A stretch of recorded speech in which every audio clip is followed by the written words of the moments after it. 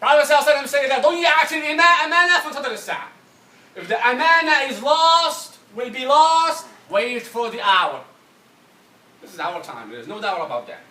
If the trust will be lost, wait for the hour. Wait for the hour. Between a husband and wife also. Keeping the trust is that each one of them should safeguard the other's properties. And also secrets. Now every husband and every wife must keep a curse between them in terms of the intimate relations secret. And no one else should know about it. Listen to what your messenger is saying about this issue. He's even teaching us about the intimate relation between husband and wife. He taught us everything, sallallahu alayhi wa sallam. إن من أشر الناس يوم القيامة الرجل يفضي إلى امرأته وتفضي إليه ثم ينشر أحدهما سر صاحبه. إن من أشر الناس يوم القيامة الرجل يفضي إلى امرأته وتفضي إليه, intimate relations, ثم ينشر أحدهما سر الآخر. One of the worst type of people on the day of the judgment. One of the worst type of people is the man who would have intimate relations with his wife and she would have the same with him, then both of them or one of them will disclose the secrets of his partner. Meaning what had occurred between them. You cannot disclose the secrets between you and your wife. Or you, sister, and your husband. That's between you two. And that's a disease among many sisters. They spread whatever is going on between their husbands to other sisters. Or it might be the opposite for the brothers also, but it's less than what the sisters are doing. This is the most type of evil people in the day of judgment. What if your husband find out? Let's look at the result. What if the husband find out? Would that be easy? And us men with these kind of certain things, we get angry. How can my wife is disposing my secret? It will create issues and problems, and obviously divorce maybe. Allah knows best. The husband and the wife keep secrets between them. Not disclosing to others. Whatever stays at home, it stays at home. Whatever stays in the bedroom, it stays in the bedroom. Doesn't go out. Even for your kids. Even for your children. It's between you two. Allah to guide us.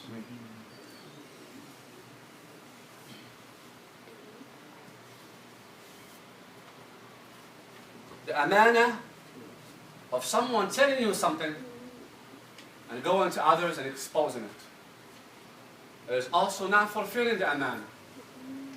Our Messenger ﷺ is saying us, إذا حدث الرجل رجلا بحديث إذا حدث الرجل رجلا بحديث ثم التفت فهو أمان. The Prophet ﷺ says, if a man tells another something and turns his face around, then this thing is a trust. You are standing up next to me and we are talking, and you are my dear brother, and I told you something, I trusted you. And I'm telling you something that I don't want to be exposed. As soon as I tell him that thing and that conversation is over, and we turn around from each other, that's a trust. That is amana. What Muslims do nowadays. As soon as we leave this masjid, everybody, this is what he says, that's what he says, that's what he said. This is amana. That's a trust. Especially if you tell him, oh my brother, I don't want anybody to know. Between us.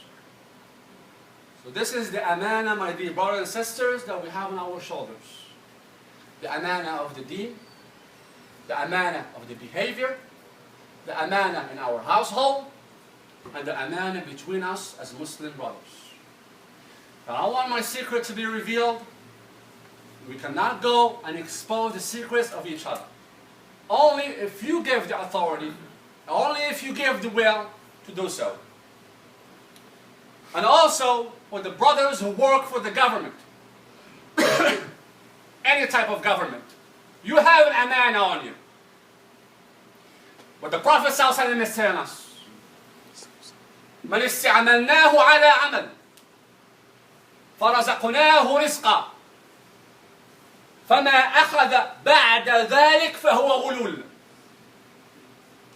من استعملناه على عمل, whomever we have given a job or responsibility or a career, استعملناه, we have used him for our leadership, or it can be something else, authority. فرزقناه, and his risk or from that situation. That's how he's taking his risk. That's how he's making ends meet. فما أخذ بعد ذلك, anything that he will take above that from someone secretly without the authorities, it's from غلول, means haram money. We do not take anything if you work for the authorities without their permission. What we call that? We call it a bribe. And that's known among everybody. We call it a bribe. That's haram in our deen. Working for the authorities is responsibility. Being a police officer, being a fireman, being a detective, being a doctor for the government, being the president, vice, working for the White House, anything you do for the sake of Muslims. And you go and expose the secrets, and you take the bribes from others, you are a betrayer. That's what our messenger is teaching us. Whether here or Muslim country or anywhere. That's why Islam is a just, it's fair among everyone. But the ulama have said, and we'll end with this, وعلى الإنسان أيضا أن لا يستغل منصبه من عمله في منفعة شخصية، فإن التربح من المال العام جريمة نكراء، وهو اكتساب للسحت، كل مال من سحت فهو حرام، قال عليه الصلاة والسلام. واختلاس لمال الجماعة، أي مال المسلمين، الذي ينفق على الفقراء والضعفاء. الفقراء والضعفاء أحق بهذا المال. What the ulama are saying here is that the mankind also, men,